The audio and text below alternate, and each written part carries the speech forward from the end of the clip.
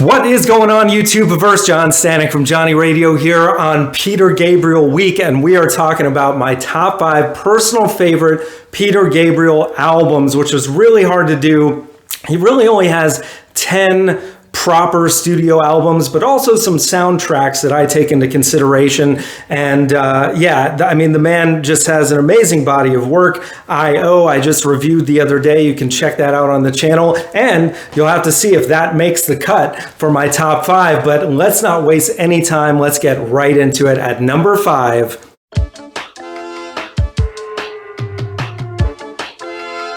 Security, also known as Peter Gabriel 4, his 4th self-titled studio album from the early 80s. And this is the one that I feel like things were really starting to come together for him as a commercial artist. Of course, Shock the Monkey was a huge hit, and that really was the precursor to what would be So. More of those kind of songs that, you kind of had this pop sensibility while also maintaining the dark, weird alternative stuff that he'd already, since Genesis and beyond been cultivating. Also, you've got the dark, just really intense opening track, Rhythm of the Heat, which I think is incredible, especially just the way the drums take over the song at the end.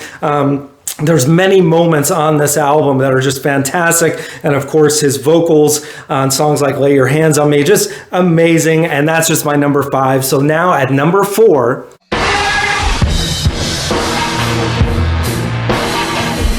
Up from 2002, prior to I.O. This was his most recent studio album, and I just love this thing. I mean, from the opening of Darkness, another dark opening track, and a great one that just has such an amazing dynamic. I love the way it's just very quiet, and then out of nowhere goes nuts. But it also has so much depth to it lyrically. And I love the way the album, especially in the first half, kind of tells a story of, birth and childhood trauma and moving through into growing up, which is a fantastic song. And then Sky Blue, which is beautiful with those background vocals from the Blind Boys of Alabama.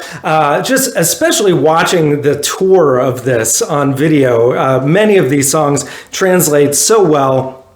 Signal to Noise is such an amazing song toward the end of the album. It has its weak spots, but overall, this is one that I've come back to many times over the years, and that's just my number 4. So now at number 3,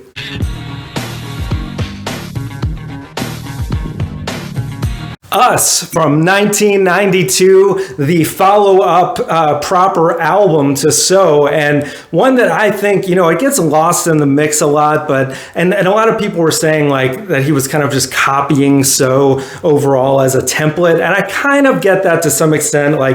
To me, Steam is just a lesser version of Sledgehammer, but it's still great nonetheless. And there's just some amazing songs on here, like Digging in the Dirt, which really have just such a cool dynamic, like that "This time you've gone too far," and then going back to that "Digging in the Dirt," just very solemn, and it just has such a killer groove. And then you've got just beautiful ballads like "Washing of the Water." That is one of my favorite Peter Gabriel songs, and I think one of his best vocals on any record, period. So you gotta have it on your list just for that reason. That's my number 3. So now at number 2,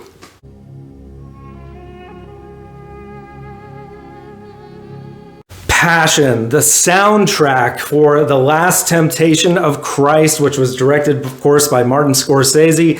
And this album, just in so many different ways, was truly groundbreaking. And unfortunately, I think it didn't really do as well, probably because the film, had been widely disregarded by many different institutions. It had some definitely some risky things to try to say, and maybe it wasn't taken the right way at the time, but man, does the music work beautifully throughout this whole album. And this is really where I think Peter Gabriel kind of leaned more so into the world music, especially the Middle Eastern stuff, and it worked to just perfect, feeling authenticity, even though he's using those kind of pre-programmed drums a lot, like the opening track, The Feeling Begins, it feels just like timeless, and that's what you needed for this this film about Jesus, set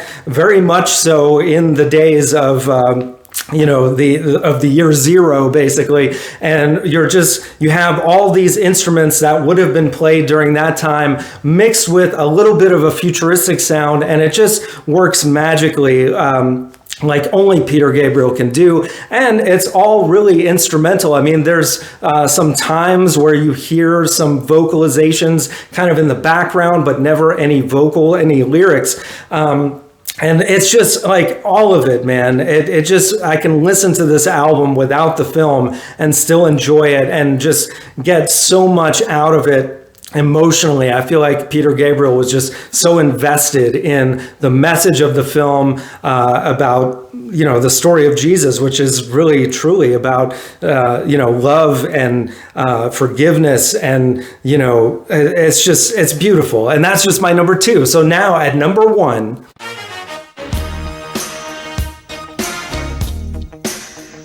so from 1986, of course it had to be this. I mean, come on.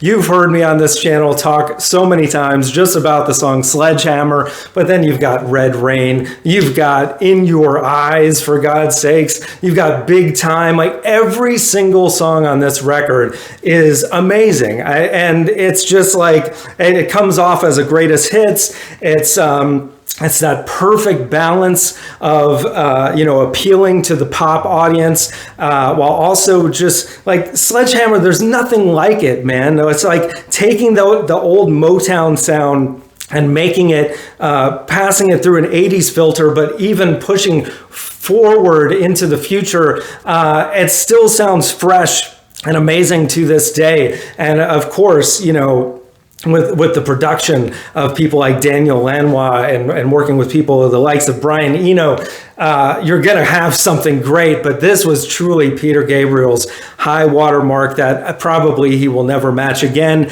And as you can see, I.O. didn't quite make my top 5. It would be for sure in the upper echelon, like top 7 probably of my favorite albums of his. Also, the Face Melting album would be close around there, maybe my number 6. And a lot of Peter Gabriel purists probably are going to be mad at me for not having like any of his first 3 records on here. But hey, what are you going to do? Those are my personal favorites. And you can let me know in the comments below what yours are. If you're so bold, rank all 10 or even more. As I mentioned, he has some other soundtracks. Of course, OVO was very cool as well. Gotta mention it all, man. Peter Gabriel, just one of the most groundbreaking, trailblazing, and while also being like one of the most melodic, beautiful songwriters and souls in the world. So that is it, guys. Let me know in the comments below what you think. Guys, we got top 5s every Friday.